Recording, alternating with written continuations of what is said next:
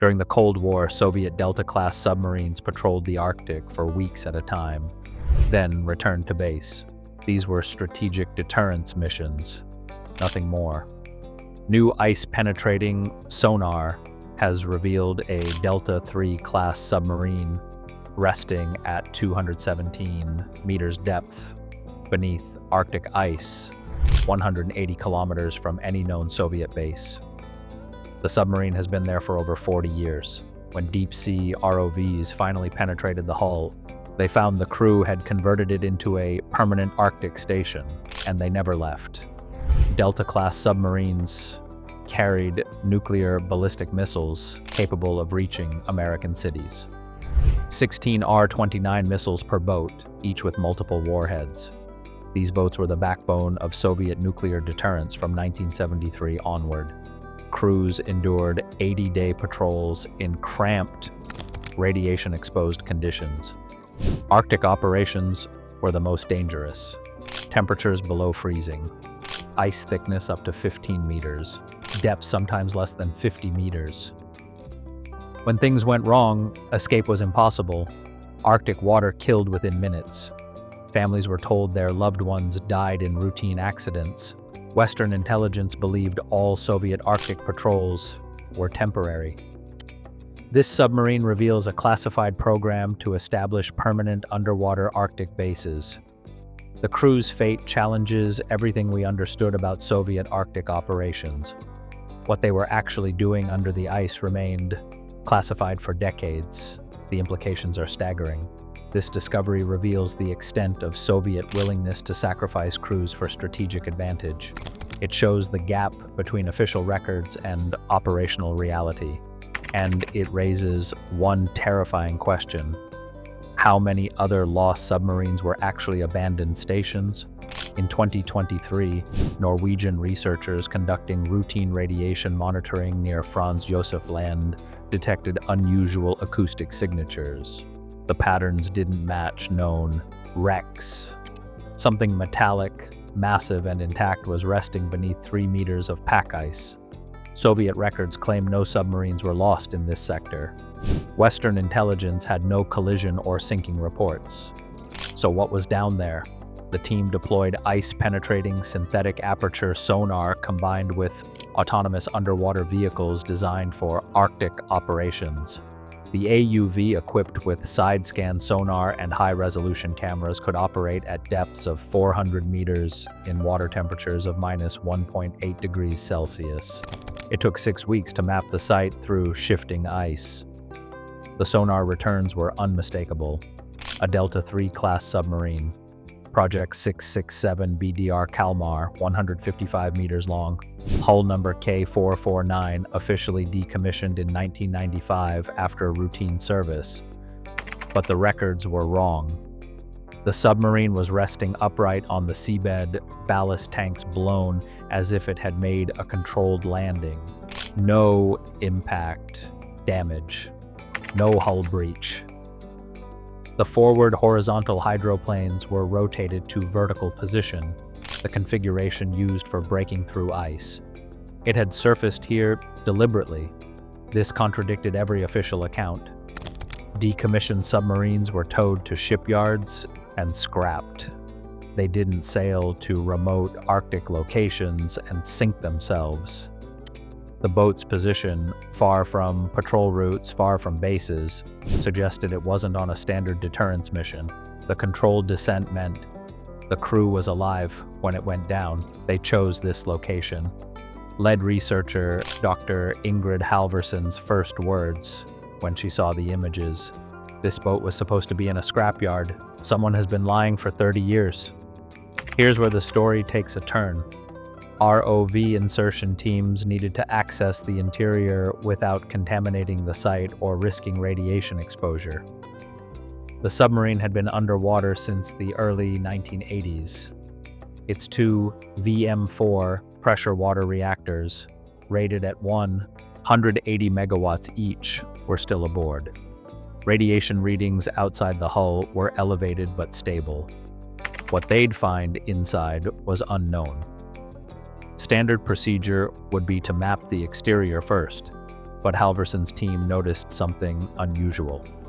The main hatch on the conning tower was unsealed.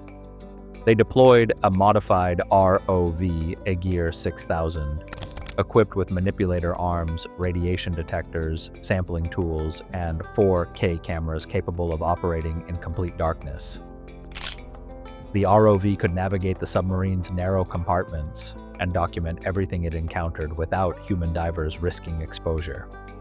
The ROV descended through the main hatch into the command compartment. Arctic water had preserved everything. Control panels covered in ice crystals. Navigation charts still mounted on walls, dated April 1983. The Tobel M navigation system was powered down but intact.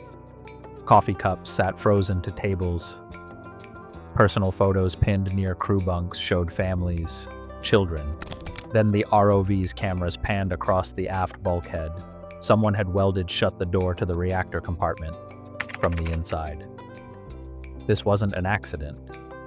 The crew had deliberately sealed themselves away from the reactors. They knew they weren't leaving. The welding marks were crude but thorough. This was done with shipboard equipment by men who understood they needed to isolate the forward sections from radiation in the aft compartments. They were preparing for extended habitation. The ROV operator reviewing footage later said the welds looked desperate. These men were sealing themselves into a tomb and they knew it. And get this, standard Soviet submarine doctrine called for crews of 120 men on Delta III class boats. Patrols lasted 80 days maximum before crews required rotation. But evidence suggested this crew had been preparing to stay far longer. The question became, why would Moscow order a submarine crew to establish a permanent Arctic station? The ROV pushed deeper into crew quarters and storage compartments. High-resolution cameras documented every detail. Spectroscopic analysis of materials could determine how long items had been submerged. Radiation badges worn by crew members could reveal exposure levels. What they found was remarkable. The crew quarters had been modified extensively. Emergency rations for 6 months were stacked in torpedo storage areas. The tubes had been emptied. 16 missile tubes sat empty of R-29 ballistic missiles. Water purification equipment was jury-rigged beyond standard capacity. Sleeping rotations were posted, 3 shifts, round the clock. The submarine's medical bay had been expanded with additional supplies, antibiotics, radiation sickness medication, surgical equipment. Most telling, communication logs showed the crew maintained contact with Northern Fleet headquarters for 73 days after official records claimed the boat was decommissioned. The last entry, dated July 19, 1983. Oxygen generation system failing.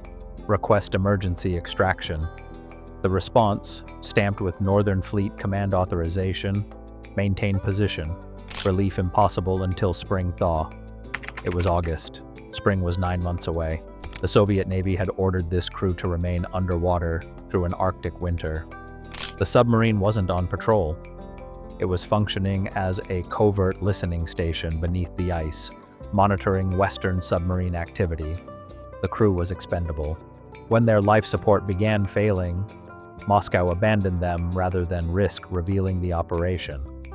Researchers found 37 bodies in the forward compartments, preserved by near-freezing water. They died at their stations, some with tools still in hand, trying to repair the oxygen system until the very end. But here's where it gets complicated. Why establish a permanent station here? What was so strategically important about this specific location that it warranted sacrificing an entire crew? Analysis of the navigation logs and acoustic equipment revealed the answer. The team cross-referenced the submarine's position with declassified CIA documents about Operation Cold Feet, the 1962 mission that raided an abandoned Soviet ice station and discovered the Soviets were tracking American submarines under Arctic ice. K449 was positioned directly beneath the primary transit route U.S. Navy ballistic missile submarines used to reach firing positions in the Arctic Ocean. The boat's sophisticated MGK-400 Rubicon sonar system, capable of detecting submarines up to 200 kilometers away, had been reconfigured for passive listening.